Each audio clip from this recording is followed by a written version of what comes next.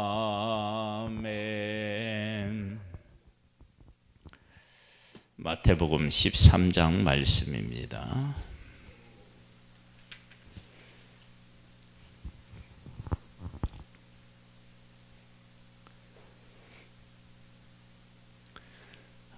본문이 긴데 두 가지 비유를 또 관련된 말씀을 제하면 또 그렇게 길지도 않은 그런 말씀인데, 오늘 그 마태복음 13장 말씀은 예수님이 말씀하신 비유를 쭉 모아놓은 그런 장입니다. 비유로 예수님이 말씀하신 이유와 목적에 대한 얘기도 분명히 밝히고 계십니다. 비유로 예수님이 말씀하시는 이유는 11절, 12절에 이렇게 나와 있는데요. 대답하여 이르시되 천국의 비밀을 아는 것이 너희에게는 허락되었으나 그들에게는 아니 되었나니, 무릇 있는 자는 받아 넉넉하게 되되 없는 자는 그 있는 것도 빼앗기리라.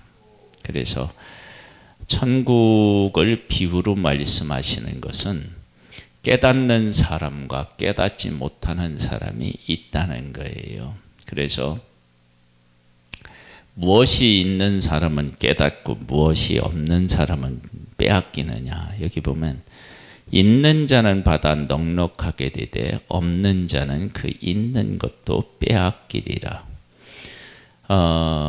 여기에 이제 씨 뿌리는 비유를 한번 보면서 이야기를 나눠보겠습니다. 그날 예수께서 집에서 나가사 바닷가에 앉으심에 큰 무리가 그에게로 모여들거늘 예수께서 배에 올라가 앉으시고 무리는 해변에 서 있더니 예수께서 비유로 여러 가지를 그들에게 말씀하여 이르시되, 씨를 뿌리는 자가 뿌리러 나가서 뿌릴새 더러는 길가에 떨어짐에 새들이 와서 먹어버렸고, 더러는 흙이 얇은 돌밭에 떨어짐에 흙이 깊지 아니하므로 곧 싹이 나오나 해가 돋은 후에 타서 뿌리가 없으므로 말랐고, 더러는 가시떨기 위에 떨어짐에 가시가 자라서 기운을 막았고, 더러는 좋은 땅에 떨어짐에 어떤 것은 100배, 어떤 것은 60배, 어떤 것은 30배의 결실을 하였느니라. 귀 있는 자는 들으라 하시니라. 좋은 땅에 떨어진 것은 우리가 잘 아는 대로 마귀의 시험, 마귀의 유혹들을 이겨나가는 거겠죠. 그 다음에 세상에 있는 유혹과 핍박, 환난을 이기는 거예요.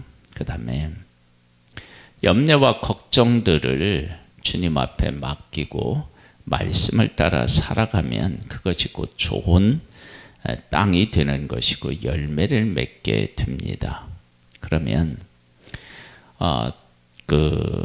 있는 자는 받아 넉넉하게 된다. 그러면 하나님이 계신데 이 하나님께서 우리에게 있는 모든 것들을 다 책임지시고 우리를 이끄시고 사랑하시고 돌보신다라고 하는 절대적인 가치, 이 절대적 진리, 이것을 믿고 살아가는 사람들은, 이것이 있는 사람들은 반드시 받아서 넉넉하게 되지만, 그 하나님에 대한 절대 믿음이 흔들리면 우리는 좋은 것을 받았다 할지라도 그것이 열매로 우리에게 다가오지 않습니다. 그러면서 이 씨 뿌리는 자의 비유를 예수님께서 이제 설명하신 내용들이 10절로부터 쭉 이렇게 나옵니다. 23절까지 나오죠. 그래서 23절에는 이런 말씀이 있어요. 좋은 땅에 뿌려졌다는 것은 말씀을 듣고 깨닫는 자니 결실하여 어떤 것은 100배, 어떤 것은 60배, 어떤 것은 30배가 되느니라 하시더라. 즉 하나님의 말씀을 깨닫는다라고 하는 것은 하나님이 어떤 분이신가를 안다는 것과 같지요. 그래서 하나님이 어떤 분이신지에 대한 확신이 있는 사람들은 받아서 넉넉하게 되고, 하나님이 어떤 분이신지에 대해서 깨닫지 못하고 그분을 신뢰하지 못하면 내가 가지고 있었던 것도 다 빼앗기게 된다라고 하는 사실을 알 수 있습니다. 24절로부터 보면요, 두 번째 이제 비유가 나오는데요. 예수께서 그들 앞에 또 비유를 들어 이르시되, 천국은 좋은 씨를 제밭에 뿌린 사람과 같으니 사람들이 잘 때 그 원수가 와서 곡식 가운데 가라지를 덧뿌리고 갔더니 싹이 나고 결실할 때 가라지도 보이거늘 집 주인의 종들이 와서 말하되, 주여 밭에 좋은 씨를 뿌리지 아니하였나이까? 그런데 가라지가 어디서 생겼나이까? 주인이 이르되, 원수가 이렇게 하였구나. 종들이 말하되, 그러면 우리가 가서 이것을 뽑기를 원하시나이까? 주인이 이르되, 가만두라. 가라지를 뽑다가 곡식까지 뽑을까 염려하노라. 둘 다 추수 때까지 함께 자라게 두라. 추수 때에 내가 추수꾼들에게 말하기를, 가라지는 먼지여 거두어 불사르게 단으로 묶고 곡식은 모아 내 곳간에 넣으리라 하리라. 이 가라지 비유에 대한 설명은 36절부터 나오는데요, 이렇게 설명하고 계십니다. 이에 예수께서 무리를 떠나 집에 들어가시니 제자들이 나와 이르되, 밭의 가라지의 비유를 우리에게 설명하여 주소서. 대답하여 이르시되, 좋은 씨를 뿌리는 이는 인자요, 밭은 세상이요, 좋은 씨는 천국의 아들들이요, 가라지는 악한 자의 아들들이요. 가라지를 뿌린 원수는 마귀요, 추수 때는 세상 끝이요, 추수꾼은 천사들이니 그런즉 가라지를 거두어 불사를 하는 것 같이 세상의 끝에도 그러하리라. 인자가 그 천사들을 보내니니 그들이 그 나라에서 모든 넘어지게 하는 것과 또 불법을 행하는 자들을 거두어내어 풀못불에 던져 넣으리니 거기서 울며 이를 갈게 되리라. 그때에 의인들은 자기 아버지의 나라에서 해와 같이 빛나리라. 귀 있는 자는 들으라. 여기에 보면 그 천국은 좋은 씨를 제밭에 뿌린 사람과 같다. 근데 가라지를 덧뿌렸다. 그런데 중요한 건 뭐냐면,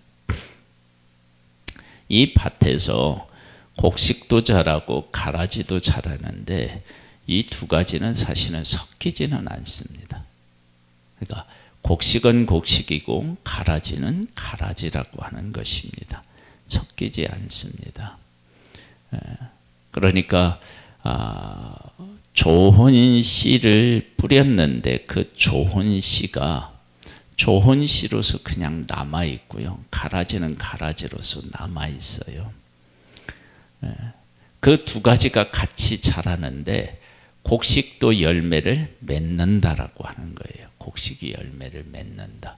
그러니까 하나님께서 우리와 함께 계시면 우리가 이제 그 요한일서에 말씀하신 것처럼 악한 자가 우리를 만지지도 못한다, 그렇게 말씀하셨는데, 그것처럼 하나님의 사람들에 대하여서 하나님께서 철저하게 보호하시고 그들로 하여금 열매를 맺는, 곡식이 곡식으로서 자라나서 열매를 맺게 하는 일을 하나님께서 하신다. 그래서 곡식과 가라지가 함께 자라는데 나중에 세상 끝에는 가라지는 먼저 단으로 묶어 불사르게 하고 곡식은 모아 곳간에 들인다.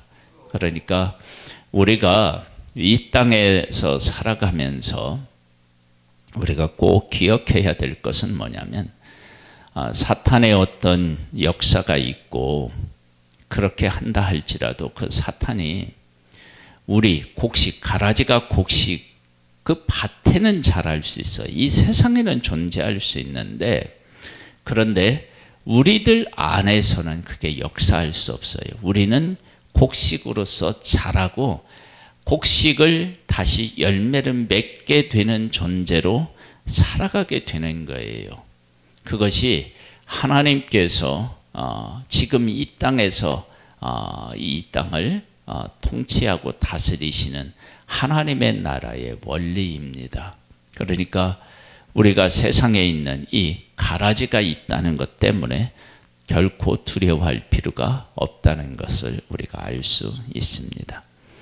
31절에 보면 이런 말씀이 있어요. 또 비유를 들어 이르시되 천국은 마치 사람이 자기 밭에 갖다 심은 겨자씨 하나를 같으니 이는 모든 씨보다 작은 것이로되 자란 후에는 풀보다 커서 나무가 되며 공중의 새들이 와서 그 가지에 깃들이느니라.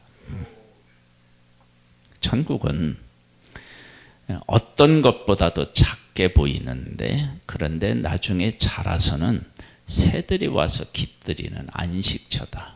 즉 하나님의 말씀이 이 땅에서는 정말로 보잘것없는 것처럼 보여도 말씀이 말씀으로서 자라나게 되면 말씀이 가지고 있는 영광, 그 능력 이런 것들에 의하여서 수많은 사람들이 말씀에 의하여서 안식을 얻고 그리고 이 말씀을 통해서 기쁨을 얻고 소망을 얻는 일들이 생기게 됩니다. 그러니까 하나님의 말씀 없는 우리의 삶은 존재할 수가 없음을 볼 수 있습니다. 33절에 보면 또 비유로 말씀하시되 천국은 마치 여자가 가루 서말 속에 갖다 넣어 전부를 부풀게 한 누룩과 같으니라. 그냥 어디 하나를 부풀게 하는 게 아니라 전체에 영향을 미치는 겁니다. 그러니까 하나님의 말씀은 우리 어떤 한 부분을 변화시키는 문제가 아니라 우리 전체를 변화시키는 거예요. 그러니까 예수 그리스도를 만나면 우리의 삶이 통째로 사실은 바뀌는 것입니다. 34절에 보면요. 예수께서 이 모든 것을 무리에게 비유로 말씀하시고 비유가 아니면 아무것도 말씀하지 아니하셨으니 이는 선지자를 통하여 말씀하신 바 내가 입을 열어 비유를 말하고 창세로부터 감추인 것들을 드러내리라 함을 이루려 하심이라. 그러니까 창세로부터 감추어졌다. 그걸 비유를 통해서 말씀하신다. 근데 그 비유의 모든 소재는 우리가 살고 있는 삶의 현장에 있는 것들입니다. 그러니까 이것을 좀 더 다른 말로 얘기하면 우리의 삶에서 있는 일들을 통해서 하나님의 창조의 원리, 하나님께서 우리에게 어떤 것들을 말씀하고 계시는지에 대한 것을 깨달아 알 수 있음을 분명히 하고 계십니다. 44절로 갑니다. 천국은 마치 밭에 감추인 보화와 같으니 사람이 이를 발견한 후에 숨겨두고 기뻐하며 돌아가서 자기의 소유를 다 팔아 그 밭을 사느니라. 밭에 감추인 보화는 보화가 보이지 않습니다. 이건 언제 어떻게 해야 되냐면 열심히 일하다가 발견하는 것입니다. 그 다음에 또 천국은 마치 좋은 진주를 구하는 장사와 같으니 극히 값진 진주 하나를 발견하며 가서 자기의 소유를 다 팔아 그 진주를 사느니라. 그래서 값진 진주는 사람이 나도 볼 수 있고 너도 볼 수 있어요. 그런데 그 가치를 제대로 발견한 사람이 있고 발견하지 못하는 사람이 있는 거예요. 밭에 감추인 보화는요, 흙으로 덮어놨기 때문에 보이지 않아서 열심히 일해야 되고요. 그 다음에 값진 좋은 진주는 보는 안목이 있어야 되는 거예요. 그래서 천국이라고 하는 것은 우리가 천국에 대한 소중함을 발견해야 하는 눈도 있어야 되고 천국을 위해서 열심히 하나님 나라를 위해서 열심히 살아보다 보면 이 가치를 발견하게 되는 일들이 생기게 됩니다. 47절에 보면 또 천국은 마치 바다에 치고 각종 물고기를 모는 그물과 같으니 그물에 가득함에 물가로 끌어내고 앉아서 좋은 것은 그릇에 담고 못된 것은 내버리느니라. 세상 끝에도 이러하리라. 천국 천사들이 와서 의인 중에 악인을 갈라내어 풀못불에 던져 넣으리니 거기서 울며 이를 갈리라. 천국, 아까 곡식과 가라지가 섞이지 않은 것처럼요, 천국은 천국에 속한 자들과 천국에 속하지 않은 사람들이 함께 뒤섞일 수가 없습니다. 그러니까 밭에서 가라지도 자라고 곡식도 자랄 수는 있는데 곡식과 가라지가 같이 섞이지는 않는다는 것입니다. 그래서 분명히 천국은 천국으로서 존재하고 천국에 속한 사람이 분명히 있는 것입니다. 그래서 이 구분이 분명해지는 거예요. 그런데 천국에 가지 못하는 사람들은 이를 갈미 있다. 그냥 울며 이를 간다. 그 얘기는 천국은 누구에게나 다 찾아가서 어디에 나오느냐면 첫 번째 비유에서 나와요. 씨 뿌리는 비유에서 나와요. 어떻게 나오냐? 덜어는 길가에 부러지고요. 덜어는 흙이 얇은 돌밭에 부러지고요. 그리고 덜어는 가시떨기 위에 떨어져요. 이렇게 떨어진다. 덜어는 이라는 것은 차별이 없다는 거예요. 그러니까 하나님의 말씀은 모든 사람에게 공평하게 찾아가는 거예요. 그런데 그 기회를 사람들이 잃는 사람이 있고, 그 다음에 그 기회를 통해서 예수 그리스도를 구세주로 만나고 믿고 따르는 사람들이 있습니다. 51절에 보면요, 이 모든 것을 깨달았느냐 하시니 대답하되 그러하오리이다. 예수께서 이르시되 그러므로 천국의 제자된 서기관마다 마치 새 것과 옛 것을 그 곳간에서 내오는 집주인과 같으니라. 새 것과 옛 것을 내온다 그러면 아마 새 것은 놔두고 옛 것은 버리겠죠. 예수 그리스도가 이 땅에 오셨어요. 예수 그리스도는 하나님의 은혜이죠. 하나님의 통치를 이 땅에서 가장 잘 설명하고 완벽하게 설명하신 분이 예수 그리스도신데, 그 예수 그리스도께서 이 땅에 오셔서 이 모든 것들을 다 하셨어요. 설명해 주시고 다 하셨어요. 그래서 이제는 누구 것이 서야 되느냐면 예수 그리스도의 가르치심과 예수 그리스도의 것이 곳간에 채워지고 그것을 통해서 우리들은 살아야 된다라고 하는 사실을 분명히 하고 계십니다. 예수께서 이 비유를 마치신 후에 그곳을 떠나서 고향으로 돌아가사 그들의 회당에서 가르치시니 그들이 놀라 이르되 이 사람의 이 지혜와 이런 능력이 어디서 났느냐? 이는 그 목수의 아들이 아니냐? 그 어머니 마리아, 그 형제들은 야고보, 요셉, 시몬, 유다라 하지 않느냐? 그 누이들이 다 우리와 함께 있지 아니하냐? 그런즉 이 사람들의 이 모든 것이 어디서 났느냐 하고 예수를 배척한지라.